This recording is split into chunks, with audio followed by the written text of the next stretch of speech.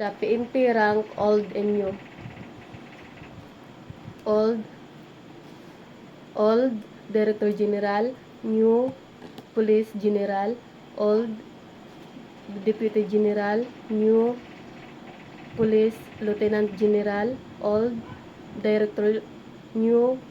Police Major General, old Chief Superintendent, new Police Brigadier General, old Superintendent General, new Police Colonel, old Superintendent, new Police Lieutenant General, new Police Inspector, new old Senior Superintendent, new Police Captain, old Inspector, new Police Lieutenant, old Inspector, new Police Lieutenant, old SPO4, new Police Executive Sergeant, old SPO3, new